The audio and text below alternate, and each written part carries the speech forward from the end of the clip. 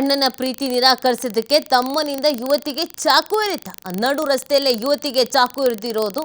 ರಕ್ತದ ಮಡುವಿನಲ್ಲಿ ರಸ್ತೆಯಲ್ಲೇ ಬಿದ್ದು ಒದ್ದಾಡಿರೋದು ಯುವತಿ. HAL ರಸ್ತೆಯ ಕೋಡಿಹಳ್ಳಿಯಲ್ಲಿ ನಡೆದಿರುವಂತಹ ಘಟನೆ ಇದು.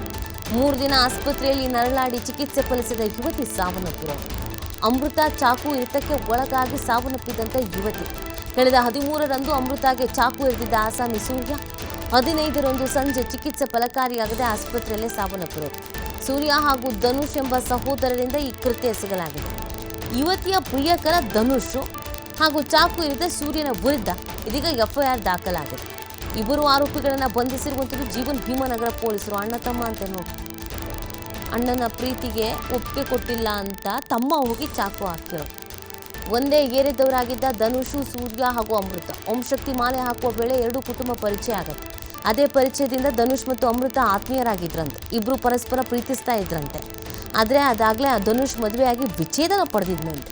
ಆತನಿಗೊಂದು ಮಗು ಕೂಡ ಇತ್ತಂತೆ. ಈ ವಿಚಾರವನ್ನು ಅಮೃತನಿಂದ ಮುಚ್ಚಿಟ್ಟಿದ್ದ ಧನುಷ್ ಅನ್ನೋದು ಗೊತ್ತಾಗ್ತಾ ಇದೆ. ವಿಷಯ ಗೊತ್ತಾಗಿ ಧನುಷ್ನಿಂದ ದೂರವಾಗಿದ್ದ ಅಮೃತ, ಲಾ ವಿದ್ಯಾರ್ಥಿನಿಯೂ ಆಗಿರುವ ಅಮೃತ ಅಲ್ಲದೆ ಪಿಜ್ಜಾ ಶಾಪ್ನಲ್ಲಿ ಕೆಲಸ ಕೂಡ ಮಾಡ್ತಾ ಇದ್ರಂತೆ.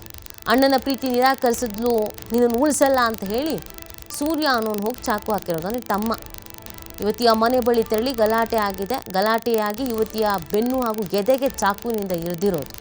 ಗಾಯಾಳು ಯುವತಿಯನ್ನು ಆಸ್ಪತ್ರೆಗೆ ದಾಖಲಿಸಲಾಗಿತ್ತು. ಚಿಕಿತ್ಸೆ ಫಲಕಾರಿಯಾಗದೆ ಸಾವನ್ನಪ್ಪಿದ್ದಾರೆ ಅಮೃತ ಅನ್ನೋದು ಗೊತ್ತಾಗ್ತಾ ಇದೆ.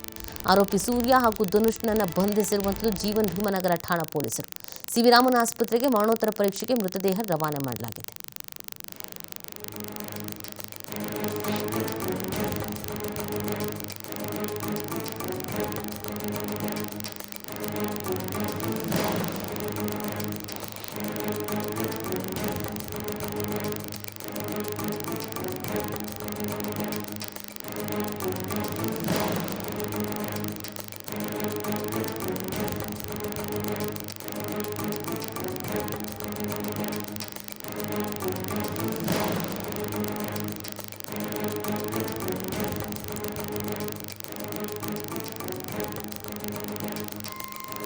ಮಾಹಿತಿ ನೀಡ್ತಾರೆ ನಮ್ಮ ಪ್ರತಿನಿಧಿ ಸಂತೋಷ್. ಈ ಪ್ರಕರಣದ ಡೀಟೇಲ್ಸ್ ಈಗ ಏನು ಜೀವನ್ ಭೀಮನಗರ ಪೊಲೀಸ್ ಠಾಣಾ ವ್ಯಾಪ್ತಿಯಲ್ಲಿ ಇನ್ಸಿಡೆಂಟ್ ಆಗಿರುವಂತದ್ದು. ಧನುಷ್ ಮತ್ತು ಸೂರ್ಯ ಏನಿದ್ದಾರೆ ಇವರಿಬ್ರು ಕೂಡ ಸಹೋದರರು. ಧನುಷ್ ಅವರು ಯುವತಿಯನ್ನ ಪ್ರೀತಿಯನ್ನ ಮಾಡಿರ್ತಾನೆ. ಸೊ ಅದ್ರ ಪ್ರೀತಿಯನ್ನ ಮಾಡೋ ಸಂದರ್ಭದಲ್ಲಿ ನನಗೆ ಮೊದಲು ಮದುವೆ ಆಗಿ ಒಂದು ಮಗು ಇತ್ತು ಅನ್ನೋದನ್ನ ಮುಚ್ಚಿಟ್ಟಿರ್ತಾನೆ. ವಿಚಾರವನ್ನು ಹೇಳಿಲ್ಲ. ಕೆಲ ಕಾಲ ಒಬ್ಬರನ್ನೊಬ್ರು ಪ್ರೀತಿಯನ್ನ ಮಾಡಿರ್ತಾರೆ. ಸೊ ಇದಾದ ನಂತರ ಯಾವಾಗ ಆಕೆಗೆ ಮದುವೆ ಆಗಿ ಒಂದು ಮಗು ಕೂಡ ಇತ್ತು ಮತ್ತು ಅದನ್ನ ವಿಚ್ಛೇದನ ಪಡ್ಕೊಂಡಿದ್ದ ಅನ್ನೋ ಮಾಹಿತಿಗಳು ಗೊತ್ತಾಗುತ್ತೆ. ಇದು ಗೊತ್ತಾದ ನಂತರ ಮದುವೆ ವಿಚಾರಕ್ಕೆ ಸ್ವಲ್ಪ ಆಕೆ ಕೂಡ ಹಿಂದೇಟ್ ಹಾಕಿರ್ತಾಳೆ.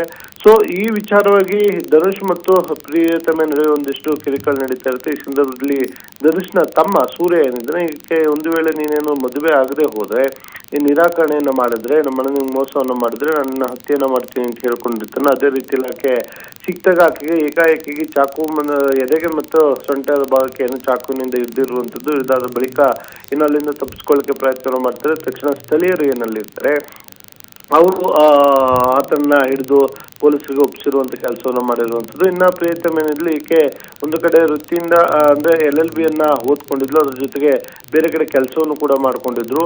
ಸೊ ಈ ವಿಚಾರ ಆಕೆ ಎಲ್ಲಿ ಹೋಗ್ತಾಳೆ ಎಲ್ಲಿ ಬರ್ತಾಳೆ ಎಲ್ಲಾ ಮಾಹಿತಿಯನ್ನ ತಿಳ್ಕೊಂಡಿದ್ರು ಸಹೋದರರು. ಹೀಗಾಗಿ ಆಕೆ ಬರುವಂತ ಸಂದರ್ಭದಲ್ಲಿ ಮೊದಲೇ ಹೇಳಿದಾಗೆ ಹತ್ಯೆಯನ್ನ ಮಾಡ್ಬೇಕು ಅಂತ ಹೇಳ್ತಿರುವಂತದ್ದು. ಬಳಿಕ ಆಕೆಗೆ 3 ದಿನಗಳ ಕಾಲ ಆಸ್ಪತ್ರೆಯಲ್ಲಿ ಚಿಕಿತ್ಸೆಯನ್ನು ಕೊಡಿಸಲಾಗುತ್ತೆ. ಆದ್ರೆ ಚಿಕಿತ್ಸೆ ಫಲಕಾರಿಯಾಗದೆ ಈಗ ಆಕೆ ಮೃತಪಟ್ಟಿರುವಂತದ್ದು. ಸದ್ಯ ಈ ಬಗ್ಗೆ ಜೀವನ್ ಭೀಮನಗರ ಪೊಲೀಸ್ ಠಾಣೆ ಪ್ರಕರಣವನ್ನು ದಾಖಲು ಮಾಡಿಕೊಂಡು ಆರೋಪಿಗಳನ್ನ ವಶಪಡಿಸಿಕೊಂಡು ವಿಚಾರಣೆಯನ್ನು ನಡೆಸ್ತಾ ಇರುವಂತದ್ದು. ನೀತಿ. ಓಕೆ, ಥ್ಯಾಂಕ್ ಯು ಸಂತೋಷ್ ತಮ್ಮೆಲ್ಲ ಡೀಟೇಲ್ಸ್ಗೆ.